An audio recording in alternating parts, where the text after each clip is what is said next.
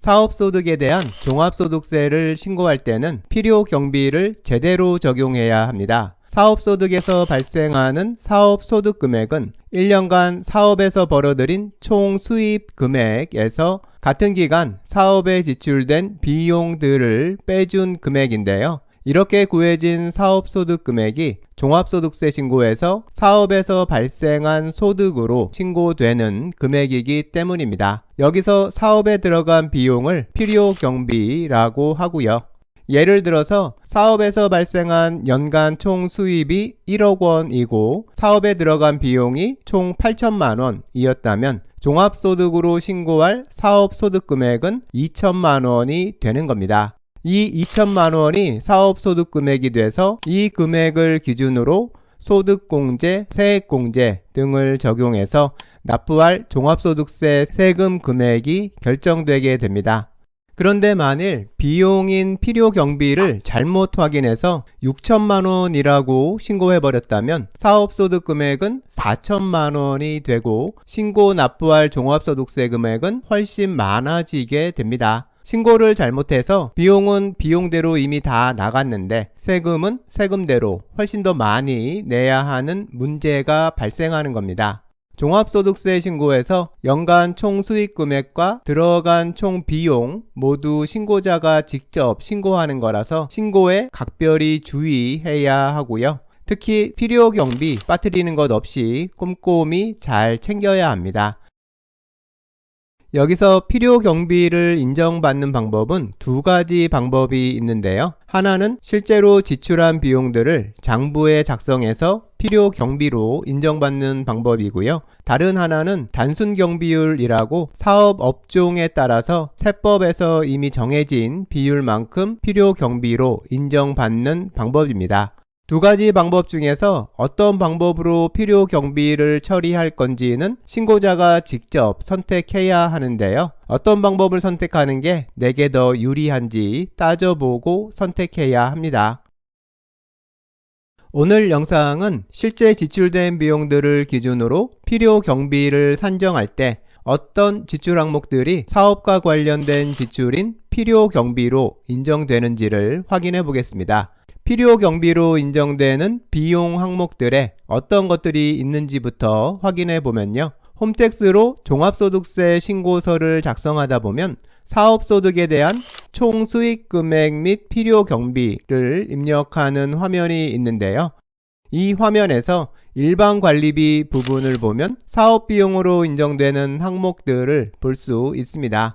여기서 보면 급료에서부터 기타 항목까지 총 15개 항목이 있는데요. 이 각 항목들을 계정과목이라고 하고요. 이렇게 15가지 계정과목들이 사업소득에서 필요경비로 인정받게 되는 겁니다. 그럼 지금부터 각 계정과목 항목별로 어떤 비용들이 포함되는지 확인해 보겠습니다. 먼저 급료가 있습니다. 급료는 직원을 고용하고 급여로 지급한 금액이 해당되고요. 직원에게 지급한 급여만 해당됩니다. 사업주인 본인에게 지급한 급여가 있다고 해도 이건 해당되지 않습니다. 제세공과금에는 사업과 관련된 차량에 대한 자동차세, 사업장 주민세, 재산세, 종합부동산세 등이 해당하고요. 직원을 고용했을 경우에는 직원의 국민연금 사업주 부담금도 여기에 해당합니다. 여기서 주의할 건 종합소득세, 근로소득세, 부가가치세는 해당하지 않는다는 거고요. 벌금이나 과태료로 납부한 금액도 해당하지 않습니다.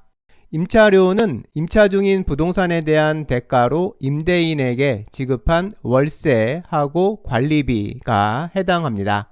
지급이자에는 사업과 관련해서 은행 등에서 사업자금을 대출받고 지급한 이자가 해당하고요. 그리고 업무용 차량을 할부로 구입한 경우라면 여기에서 발생하는 할부 이자도 이 지급이자에 해당합니다.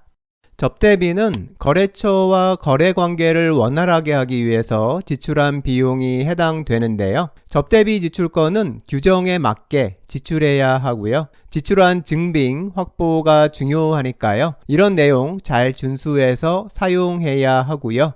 기부금은 사업과 직접 관련이 없는 국가나 지방자치단체, 교회나 사찰에 한 기부금이 해당하고요. 적십자 회비 같은 것도 해당합니다. 기부한 금액의 일정 한도 내에서만 필요 경비로 인정되는데요. 예를 들면 교회나 절에 기부한 경우 소득 금액의 10% 한도 내에서만 공제를 받게 됩니다. 감가상각비는 사업과 관련해서 취득한 기계장치, 차량, 부동산 등의 가치 감소분을 인정해 주는 건데요. 해당하는 비용이 있으면 기재하면 됩니다. 차량 유지비는 회사 업무를 위해서 사용하는 차량의 유지 관리 비용이 해당하는데요. 유류비, 수리비, 통행료, 주차요금, 세차비, 자동차 검사비 등이 해당합니다. 차량을 리스해서 사용하는 경우에는 리스비도 여기에 포함됩니다.